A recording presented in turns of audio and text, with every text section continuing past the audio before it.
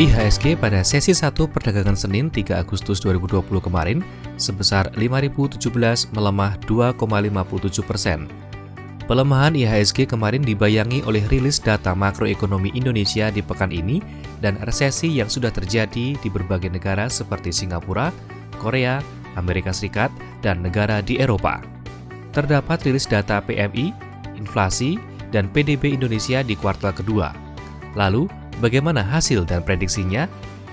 Bagaimana pengaruhnya ke IHSG?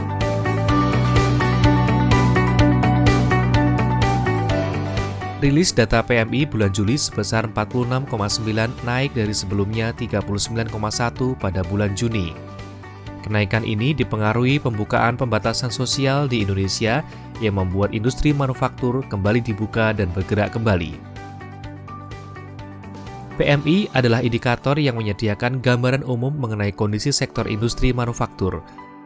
PMI sebagai ukuran industri suatu negara dengan batas angka 50. Jika suatu negara memiliki angka di atas 50, berarti industri di negara tersebut sedang ekspansi.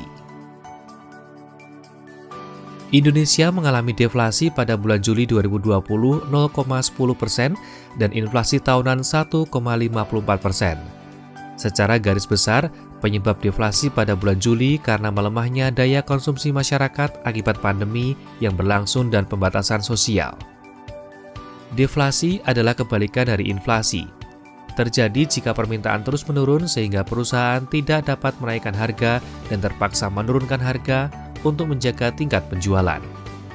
Deflasi secara umum memiliki dampak negatif seperti penurunan UMR, menurunnya pendapatan bisnis, terjadi PHK. PDB Indonesia kuartal 2 akan dirilis pada 5 Agustus nanti. Para ekonom memprediksi PDB Indonesia kuartal 2 akan turun.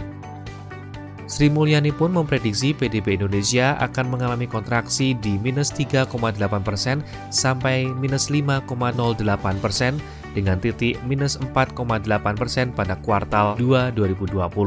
Kontraksi ini akibat adanya pembatasan sosial yang terjadi pada bulan Mei-Juni kemarin sehingga ekonomi tidak berjalan. Indonesia terancam memasuki resesi, yaitu ketika ekonomi suatu negara berada di level minus selama 2 kuartal berturut-turut. Ingin tahu di mana saja peluang dan saham-saham potensial di tengah penurunan IHSG saat ini? Temukan jawabannya hanya di EM Trade.